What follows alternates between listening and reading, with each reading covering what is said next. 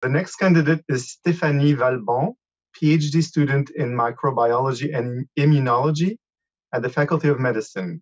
The title of the presentation is Please Be Tolerant.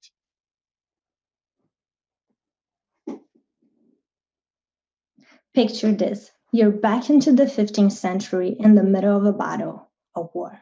In order for you to survive, you need to know exactly who your enemy is. So you look for signs. The color of the uniform, the shape of their shield is unmistakable. Now stop. And pretend that a few soldiers on your team are using the enemy colors. What do? Do you attack? Don't worry, you're not in a war. But what you have just pictured might unfortunately be happening inside of your body. And I want to understand why. Inside of our bodies, we have an amazing mechanism of defense known as our immune system. It is composed of specialized cells, such as T cells, that help us fight infections and cancer. But in order to do that, our T cells need to know exactly who their enemy is. So think about our body as one team and everything it wants to remove, such as virus, bacteria, and cancer, in another team. To properly function, our immune system must be able to tell the difference between self, or native cells, and non-self, the other team. How? Well, here's where things get interesting. T cells have a receptor, which is here depicted in orange, that is able to recognize a small portion of proteins. If those proteins are part of a bacteria, we want our T cells to be activated and attack.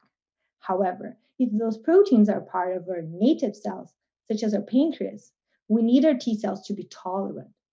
Tolerant T cells will not attack.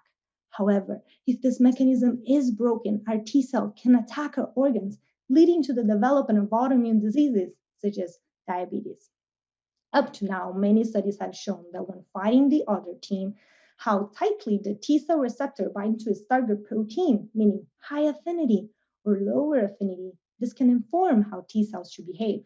However, less is known about whether this difference play a role when telling T cells to become tolerant. And here's where I come in.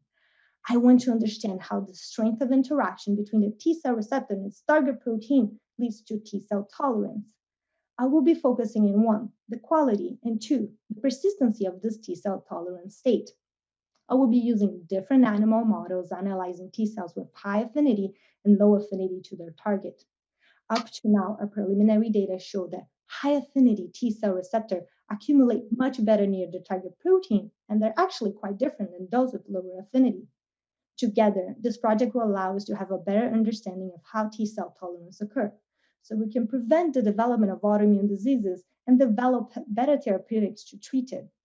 So please, T cells, be tolerant and know exactly which team you should attack. Thank you.